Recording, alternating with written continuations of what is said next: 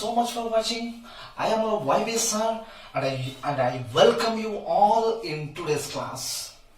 The finished and the easiest way to learn the concepts very clearly. Stay tuned with me so that I will share each and every concept of physics very clearly. So let's go to our today's topic, that is condition for equilibrium point. So in the last class I have already discussed about air equivalent and condition for equilibrium point.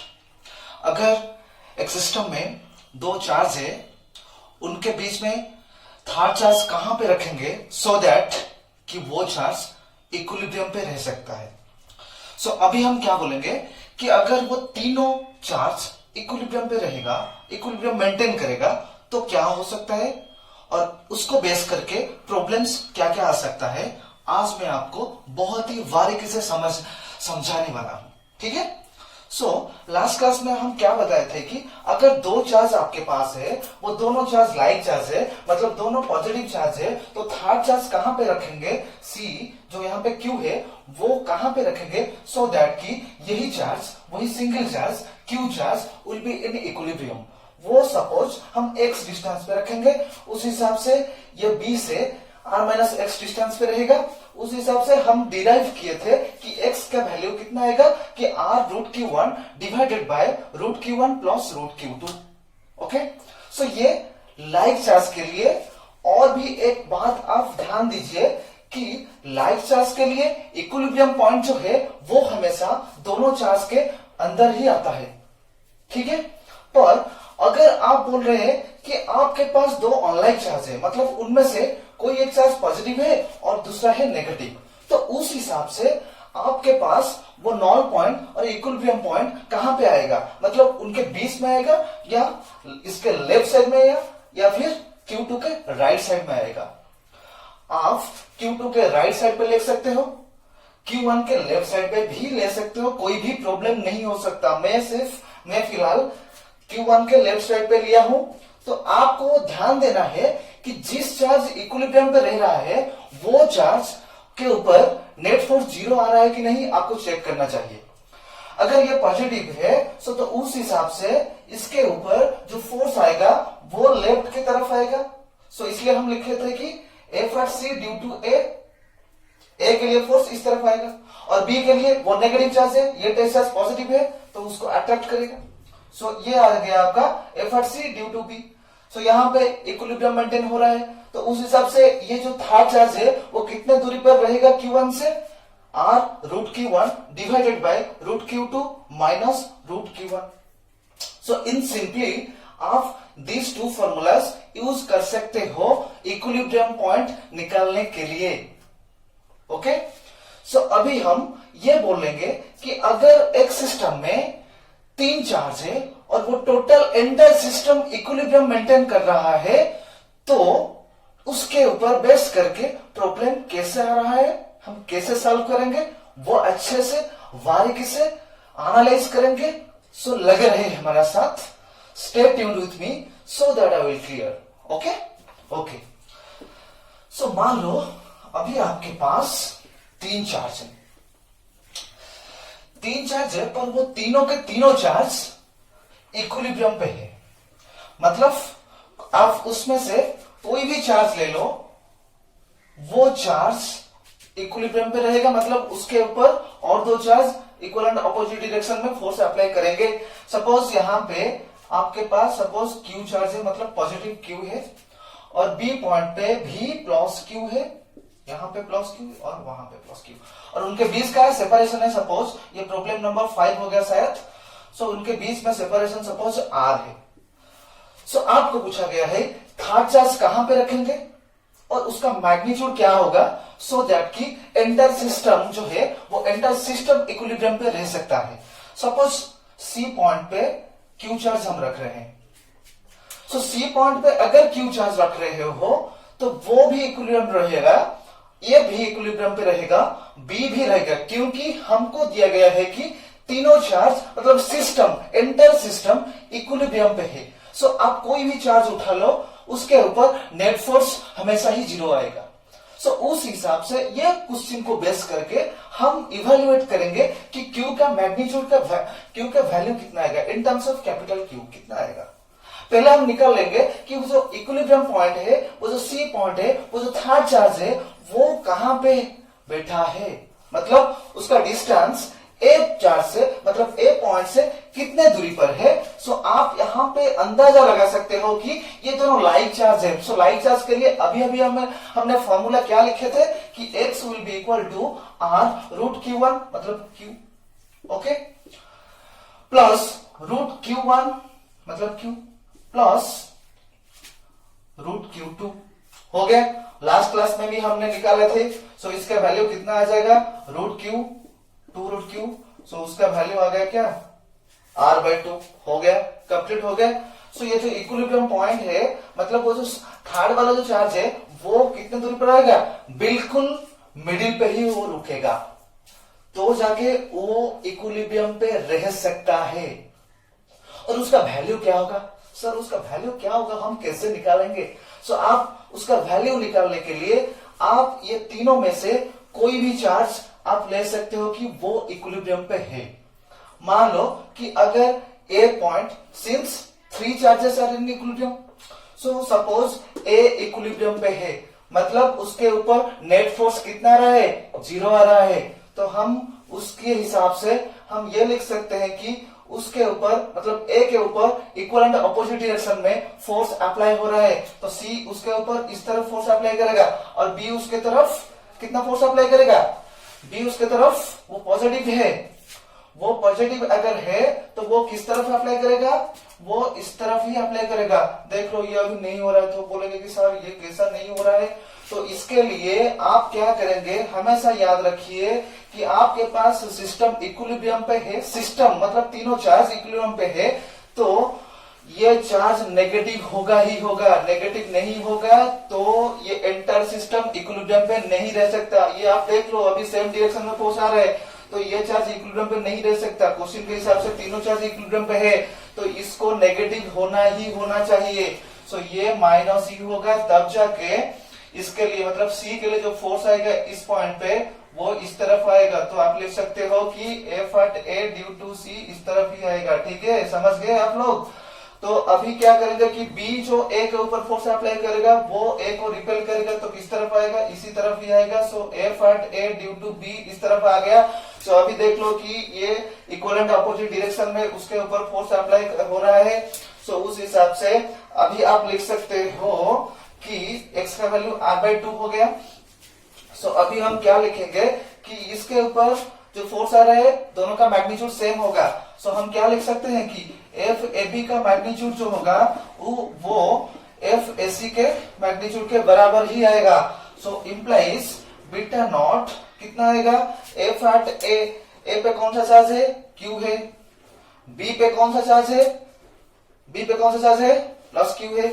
सो कितना हो गया, Q divided bye ए और बीच में distance कितना है, वो are है। आप मान लो कि कितना आ गया, R square. That will be equal to F at A is F at A due to C कितना आएगा, वहां पे चार्ज ए पॉइंट पे प्लस क्यू है, राइट। सी पॉइंट पे कौन सा चार्ज है, माइनस क्यू है, और उसका मैग्नीट्यूड लेके यहाँ पे लिखे हैं। सो कितना आ जाएगा, ये क्यू आ जाएगा डिवाइडेड बाय इनके बीच का डिस्टेंस कितना है वो हमने पहले से निकाल लिए है। वो एक्स का वैल्यू अभी अभी हमने निकाले थे कि वो r/2 ही आएगा। सो r/2 होल स्क्वायर। यहाँ पे आप ये देख सकते हो कि बीटा नॉट क्यू यहाँ से वो कैंसिल हो जाएगा। तो सिर्फ क्या रह जाएगा, सिर्फ यहाँ पे q/r² is equal to q/r/2 whole square क्या आएगा, वो आप ये लिख सकते हो कि 4 times q divided by r²। ये r² कैंसिल हो जाएगा। सो फाइनली आपके पास क्या रह जाएगा, q इक्वल टू 4q। वहां से आप लिख सकते हो कितना, q will be equal to small q will be equal to capital Q divided by 4 हो गया ना। सो ये चार्ज का मैग्नीट्यूड निकालिए आप, कितने q/4 आएगा, तब जाके ये एंटायर सिस्टम इक्विलिब्रियम पे रहेगा। और ये चार्ज वेरी वेरी इंपॉर्टेंट, ये चार्ज नेगेटिव ही आएगा, राइट।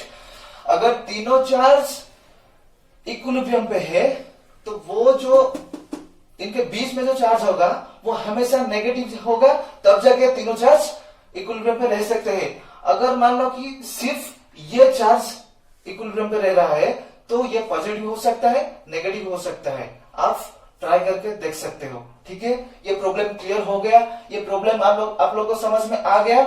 ठीक है, अभी हम नेक्स्ट प्रॉब्लम की तरफ अच्छे से बढ़ रहे हैं, तो अच्छे से आप क्लियर होते चलेंगे। ठीक है, ओके। सो नेक्स्ट प्रॉब्लम है आपके पास, प्रॉब्लम नंबर 6 क्या है कि उसी तरह ए पॉइंट पे आपके पास सपोज 4e चार्ज है। ई मतलब इलेक्ट्रॉन का चार्ज, राइट। यहां पे 4e है और बी पॉइंट पे +e चार्ज है। ठीक है, सो हमको क्वेश्चन पे पूछा गया है कि इनके बीच का जो डिस्टेंस है वो a है। हमें क्वेश्चन पे पूछा गया कि अगर C पे एक चार्ज है, उस चार्ज का मैग्नीट्यूड कितना आएगा और वो कहां पे, इस दोनों के बीच में कहां पे रुकेगा, जो कि वो चार्ज इक्विलिब्रियम पे रह सकता है। मतलब C पे कौन सा चार्ज रखेंगे ताकि वो इक्विलिब्रियम पे रह सकता है, और इसमें आपको पूछा गया है कि वो जो इक्विलिब्रियम पे रहेगा वो इक्विलिब्रियम कौन सा टाइप का इक्विलिब्रियम रहेगा, मतलब स्टेबल इक्विलिब्रियम और अनस्टेबल इक्विलिब्रियम। अभी हमने सिर्फ समझे हैं कि इक्विलिब्रियम क्या है। इस प्रॉब्लम में हम अच्छे से समझेंगे कि स्टेबल इक्विलिब्रियम क्या है और अनस्टेबल इक्विलिब्रियम क्या है। ठीक है, सो ये चार्ज इक्विलिब्रियम में रहने के लिए हम क्या फॉर्मूला यूज करेंगे। ये मान लो कि आपका क्या है, दोनों लाइक चार्ज है। सो सिंपल हम फॉर्मूला से ये लिख सकते हैं कि x का वैल्यू कितना आएगा। हम ये लिख सकते हैं कि r√q1 divided by √q1 plus √q2। ये फॉर्मूला आप डायरेक्टली यूज कर सकते हो। That will be equal to, ये हो गया आपका कितना, ये है आपका q1, ये क्या है आपका q2। सो उस हिसाब से क्या आप लिखेंगे, r आपका रह गया √q1 मतलब 4e का स्क्वायर रूट कितना आएगा 4e, आप सिर्फ लिख लो कि 4e का square root, right. q1 is also 4e, so 4e square root plus q2 square root of e हो गया। सो 4e का स्क्वायर रूट कितना आएगा 2 स्क्वायर रूट ऑफ e, तो आप ये लिख सकते हो कि 2r square root of e divided by ये 4e का square root 2 square root of e, 2 square root of e plus square root of e कितना आएगा 3 स्क्वायर रूट ऑफ e हो गया। सो ये इसका वैल्यू कितना आएगा, यहाँ पे a लिखे हैं तो उस हिसाब से इसको हम a ही लिखेंगे। सो वो कितना आएगा a ही आएगा। सो इसका वैल्यू कितना आएगा, ये कैंसिल आउट होने से फाइनली आपके पास आ जाएगा 2a/3। सो ये जो डिस्टेंस है वो 2a/3 निकल के आ रहा है अभी। सो ये अगर 2a/3 है तो इतना डिस्टेंस कितना आएगा, सो ये डिस्टेंस हो गया आपका a/3। समझ में आ रहा है कि नहीं, क्योंकि ये टोटल डिस्टेंस a है। अगर ये 2a/3 है तो ये बाकी का डिस्टेंस कितना आएगा 2a/3 है, तो रेस्ट डिस्टेंस आएगा a/3। सो ये हो गया 2a/3, ये आपका हो गया a/3। कंप्लीट, क्लियर हो गया ना। अभी नेक्स्ट सेक्शन के तरफ बढ़ेंगे कि अगर ये चार्ज यहाँ पे जो है वो इक्विलिब्रियम पे है, वो कौन सा इक्विलिब्रियम पे है। आपको पता है कि F is always inversely proportional to square of separation, मतलब डिस्टेंस कम होगा तब जाके फोर्स ज्यादा होगा। अगर R डिक्रीज कर रहा है तो F विल बी इंक्रीज। सो इसमें से ये दोनों सेपरेशन से कौन सा सेपरेशन ज्यादा है और कौन सा सेपरेशन कम है, ये है आपका कम वाला सेपरेशन, ये ज्यादा वाला सेपरेशन। सो ये कम वाला सेपरेशन है तो इसके लिए B के लिए मतलब प्लस Q के लिए जो भी फोर्स आएगा वो ज्यादा ही होगा इन कंपेयर टू A के लिए, क्योंकि इसका सेपरेशन ज्यादा है तो इसके लिए जो भी फोर्स आएगा वो कम ही आएगा in compare two plus E। सो यहाँ पे आप देख सकते हो कि ये तीनों चार्ज क्या है, ये तीनों चार्ज पॉजिटिव है। तो ए के लिए आप फोर्स निकालेंगे तो ये इस तरफ आ जाएगा। So F at C due to A ये इस तरफ आएगा, और F at C due to B ये ज्यादा आएगा। सो ये हो गया आपका F at C due to B. So अगर यहाँ पे आप देख सकते हो कि ये दोनों में से कौन सा फोर्स ज्यादा है, जो बी के लिए जो फोर्स आएगा वो ही ज्यादा आएगा। वो किस तरफ आएगा, वो इस तरफ ही आ रहा है, मतलब left side. So F at C b का magnitude will be greater than f at C due to a. So c point पे नेट फोर्स जो आ रहा है वो कितना आएगा, f at C will be equal to, या फिर आप ये लिख सकते हो कि F at C net, c point पे नेट फोर्स कितना आएगा, जो ज्यादा फोर्स है उस वो सब्ट्रैक्ट होगा कम से। सो हम क्या लिख सकते हैं कि एफ एट सी बी, इसका मैग्नीट्यूड क्या आएगा कि F C B minus F C A. हम सिर्फ मैग्नीट्यूड लिख रहे हैं तो यही आएगा, राइट, यही आएगा। अगर हम डायरेक्शन के साथ लिखेंगे, सी पॉइंट पे नेट फोर्स कितना आ रहा है, डायरेक्शन के साथ लिखेंगे तो F C B minus F C A आप लिख सकते हो कि एलोंग, या फिर एलोंग सी ए लिख सकते हो, या फिर लिख सकते हो कि टुवर्ड्स लेफ्ट ही आएगा, टुवर्ड्स लेफ्ट आएगा। हो गया ना। तो सी पॉइंट पे नेट फोर्स जो आ रहा है वो हमेशा लेफ्ट की तरफ आ रहा है। हो गया, अभी तक क्लियर है। सी पॉइंट पे ए और बी के लिए जो फोर्स आ रहा है वो towards net force towards left आ रहा है।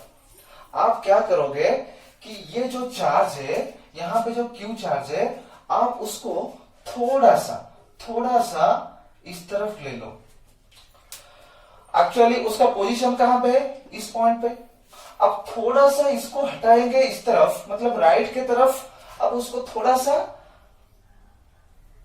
हटाएंगे तो क्या होगा, हमेशा उसके ऊपर नेट फोर्स किस तरफ आ रहा है, टुवर्ड्स लेफ्ट आ रहा है। तो आप उसको थोड़ा करके मूव कर रहे हैं राइट साइड। आप लेने के वक्त आप उसको राइट साइड के तरफ लेने के टाइम, उसी टाइम उसके ऊपर नेट फोर्स लेफ्ट के तरफ आ रहा है। तो आप उसको लेके यहां पे सपोज छोड़ दिए तो क्या होगा, हमेशा लेफ्ट की तरफ आ रहा है। तो ये क्या करेगा कि ऑटोमेटिकली यहां पे आके रुक जाएगा। क्यों, ये नेट फोर्स के लिए, क्योंकि ये नेट फोर्स सी पे हमेशा लेफ्ट की तरफ आ रहा है। अगर आप उसको थोड़ा सा भी राइट पे लेंगे तो ऑटोमेटिकली वो सी पे आके रख जाएगा। ओके, सो सी पे आके वो बैठ जाएगा। सो वो पोजीशन है, ये कंडीशन है आपका स्टेबल इक्विलिब्रियम कंडीशन। मतलब अगर आप चार्ज को थोड़ा सा डिस्प्लेस करोगे, उसके बाद अगर वो पहले वाले पोजीशन पे आके बैठ रहा है, तो जाके आप बोल सकते हो कि वो इक्विलिब्रियम पोजीशन और वो इक्विलिब्रियम पॉइंट आपका है स्टेबल इक्विलिब्रियम कंडीशन, मतलब स्टेबल इक्विलिब्रियम पोजीशन आपका वो हो जाएगा, राइट। हो गया ना, कंप्लीट हो गया। उसके बाद हम समझेंगे कि कब अनस्टेबल कब होगा। भाई अनस्टेबल कब होगा, यहां से आप देख सकते हो कि अभी हमने बोले हैं कि अगर आप इस चार्ज को थोड़ा राइट में लोगे तो वो नेट फोर्स के वजह से वो ओरिजिनल पोजीशन पे आ जाएगा। या फिर आप ये भी कर सकते हो कि आप थोड़ा लेफ्ट में भी ले सकते हो। सो अगर आप थोड़ा लेफ्ट में लोगे तो लेफ्ट में लेने से क्या होगा, उसके ऊपर ऑलरेडी नेट फोर्स लेफ्ट की तरफ आ रहा है, आप और भी लेफ्ट ले रहे हो तो क्या होगा, नेट फोर्स के कारण, नेट फोर्स के वजह से वो और भी ज्यादा लेफ्ट की तरफ चला जाएगा। मतलब वो ओरिजिनल पोजीशन पे नहीं आ सकेगा। अगर वो ओरिजिनल पोजीशन पे नहीं आ सकेगा तब जाके ये वाला कंडीशन को आप बोल सकते हो कि वो होगा आपका unstable equilibrium condition, unstable equilibrium position, ये आप बोल सकते हो। If we displace the third charge, मतलब Q, third charge at C slightly towards left, then due to the net force it will never come back to the original position, and this condition is known as unstable equilibrium condition. Stable equilibrium position और condition क्या हो गया? If we displace the third charge slightly towards right, then due to the net force, it will try to or it will come back to the original position, and this condition is known as stable equilibrium condition. हो गया ना आपका? ये completely हो गया ना? So okay, next problem की तरफ अभी हम बढ़ेंगे कि मान लो अभी हमारे पास क्या था कि सिर्फ ये थर्ड चार्ज इक्विलिब्रियम पे था। अगर आपको पूछा गया है कि अगर तीनों चार्ज इक्विलिब्रियम पे है तो ये चार्ज का मैग्नीट्यूड आएगा कितना और इसका साइन क्या आएगा, मतलब ये पॉजिटिव होगा या नेगेटिव होगा। अगर आप के पास तीनों चार्ज सिस्टम मतलब सिस्टम इक्विलिब्रियम पे है तब जाके अभी अभी हमने बोले थे, मतलब प्रॉब्लम नंबर 5 पे बोले थे क्या कि अगर तीनों चार्ज इक्विलिब्रियम पे है तो थर्ड चार्ज मतलब उनके बीच में जो चार्ज होगा वो कंपल्सरी नेगेटिव होना है। सो ये नेगेटिव होगा। अगर तीनों चार्ज इक्विलिब्रियम पे है तो ये वाला चार्ज नेगेटिव होने के लिए बाउंड ही होगा, नहीं तो तीनों चार्ज इक्विलिब्रियम पे नहीं रह सकते। ठीक है, सो उस हिसाब से अगर ये नेगेटिव चार्ज होगा तो उस हिसाब से ये वाला क्वेश्चन पे आपको मैं टास्क दे रहा हूं कि ये वाला पोजीशन पे आप बोल लेंगे कि ये स्टेबल है या अनस्टेबल इक्विलिब्रियम है, वो आप मुझे कमेंट बॉक्स में कमेंट कर सकते हैं। ठीक है, अगर ये वाला क्वेश्चन आप अच्छे से समझ गए हैं तो ठीक है, ओके। और इसी की तरह और भी एक मजेदार प्रॉब्लम अभी करेंगे, वही इक्विलिब्रियम को बेस करके। ठीक है, सो प्रॉब्लम नंबर 7 आपके पास हाजिर हो गया। क्या है कि मान लो भाई आपके पास एक ट्रायंगल है। ठीक है, आपके पास एक ट्रायंगल है, ABC हो गया आपका ट्रायंगल, इक्विलैटरल ट्रायंगल है। उसके बाद ये मान लो कि ये G पॉइंट है। ओके, सो ये तीनों साइड इक्वल ही है, ये साइड इक्वल साइड A है और तीनों पे प्लस Q चार्ज है, तीनों वर्टिसेस पे प्लस Q चार्ज आपके पास है। ओके ओके, आपको पूछा गया है कि अगर आपको पूछा गया है कि अगर ये पॉइंट सेंटर्ड O है, यहां पे एक चार्ज कैपिटल Q है। ओके, सो ये कैपिटल Q का चार्ज कितना आएगा, what is the value of the charge Q and what is the sign of the charge, मतलब वो पॉजिटिव आएगा या नेगेटिव आएगा, सो दैट कि ये तीनों वर्टिसेस पे जो चार्ज है वो इक्विलिब्रियम पे रह सकते हैं। और एक बार मैं बोल रहा हूं, what is the sign and magnitude of the charge at the centroid O so that the system means all the charges at the vertices of the triangle will be in equilibrium। हो गया question, आपको समझ में आ गया। सो अभी हम देखेंगे कि मान लो कि अगर C है, आप C आप इक्विलिब्रियम पे रहने के लिए चूज किए, आजम किए, राइट। सो C पॉइंट पे A के लिए हम फोर्स निकालेंगे और B के लिए निकालेंगे। उससे पहले हम C पे अगर फोर्स निकालना चाहते हैं तो C पे जो चार्ज है वो कौन सा चार्ज होगा, टेस्ट चार्ज। सो टेस्ट चार्ज होगा तो टेस्ट चार्ज मूव करेगा क्योंकि उसके ऊपर ही फोर्स पड़ेगा। सो यहाँ पे फोर्स आने के लिए कितने चार्जेस है, ये 3 चार्ज है। सो पहले हम A इसके ऊपर कितना फोर्स अप्लाई कर रहे हैं वो देखेंगे, उसके बाद B उसके ऊपर कितना फोर्स अप्लाई कर रहे हैं वो देखेंगे। उसके बाद हम समझेंगे कि अगर ये इक्विलिब्रियम पे रहना चाहता है, मतलब ये इक्विलिब्रियम पे रहना चाहता है और ये तीनों चार्ज कैसे रखेंगे, मतलब फोर्स कैसा आएगा, हम अच्छे से समझेंगे। पहले ये देख लो कि C पॉइंट पे A के लिए फोर्स किस तरफ आएगा, इसी तरफ आएगा। सो ये आप लिख सकते हो क्योंकि ये पॉजिटिव पॉजिटिव मतलब लाइक चार्ज ये रिपेल करेगा, सो ये हो गया आपका F at C due to a. Okay, next f at C due to b कितना आएगा, वो इस तरफ आ जाएगा, उसका वैल्यू कितना होगा, ये आपका हो जाएगा F at C due to B. Since it is a equilateral triangle, so ये वाला एंगल आपका हो जाएगा 60 डिग्री, तो जाके ये भी होगा 60 degree. Okay, so f c and f C b का मैग्नीट्यूड हम निकाल लेते हैं। एफ सी ए का मैग्नीट्यूड कितना आएगा, मैग्नीट्यूड कितना आएगा कि बीटा नॉट, सी पॉइंट पे चार्ज कौन सा है क्यू, ए पॉइंट पे भी क्यू है, so beta not Q square divided by उनके बीच का डिस्टेंस कितना है A, so beta not Q square by A square आ गया। वो उसका वैल्यू भी आएगा किसके साथ सेम होके आएगा, f at C due to b के लिए भी वो वैल्यू ही आएगा। हो गया, अभी हम निकालेंगे कि दोनों फोर्स को हम ऐड करेंगे तो रिजल्टेंट फोर्स जो आएगा उसका रिजल्टेंट का मैग्नीट्यूड कितना आएगा और उसका डायरेक्शन किस तरफ आएगा।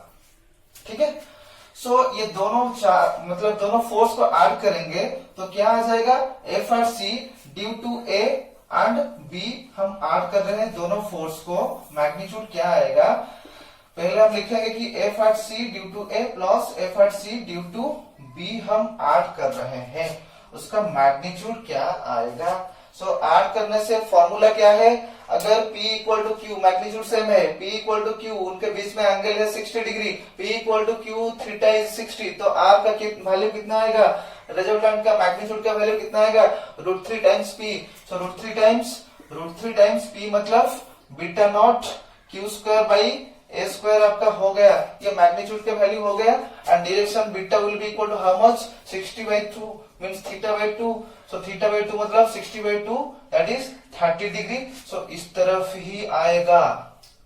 ये कौन सा फोर्स, ए और बी के लिए जो रिजल्टेंट फोर्स आएगा, so F at C due to A and B, ये आपका हो गया।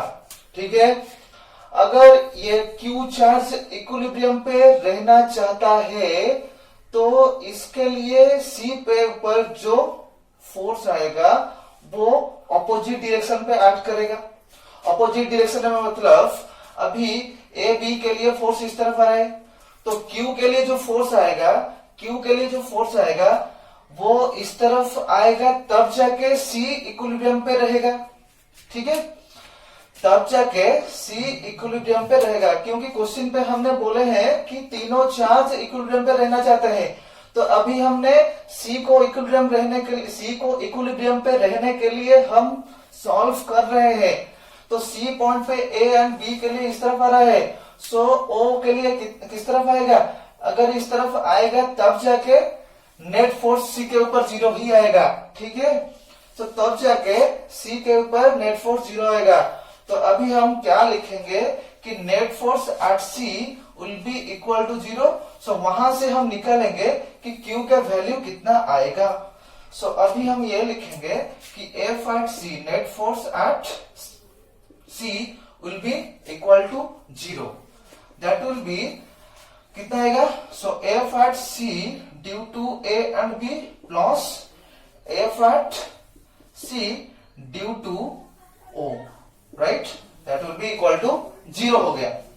सो उस हिसाब से F at C due to A and B के लिए वैल्यू कितना आया था ना, √3 times beta not Q square by A square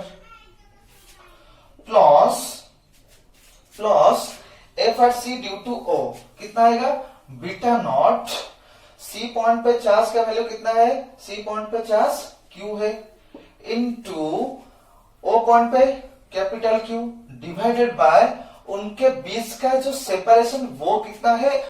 so actually उसका वैल्यू कितना आया था, उसका वैल्यू आया था a बाई √3। सो ये जो डिस्टेंस है उसके जगह हम क्या लिख सकते हैं कि a by √3 whole square that will be equal to 0। Okay, implies क्या लिख सकते हो कि √3 times beta not Q square by A square √3 times beta not Q square by A square will be equal to, ये इस तरफ चला जाएगा राइट साइड में तो माइनस आ जाएगा, so minus beta not small Q capital q divided by, ये आपका कितना हो जाएगा ए स्क्वायर बाई 3 ऊपर चला जाएगा, सो into 3 divided by A square हो गया ना आपका। सो यहां से बीटा नॉट कैंसिल हो गया, ए स्क्वायर कैंसिल हो गया, इसमें से क्यू स्क्वायर में से एक क्यू, ये क्यू भी कैंसिल हो गया। सो यहां पे आपके पास कितना आ रहा है, √3 times Q will be equal to how much, 3q। सो यहां से क्या लिख सकते हो कि कैपिटल Q का वैल्यू आपका आ जाएगा √3q divided by 3, √3q divided by 3, so q by √3 आपका फाइनल आंसर आ जाएगा q बाई √3। सॉरी यहाँ पे एक माइनस है, ये minus so q will be equal to -q by 3।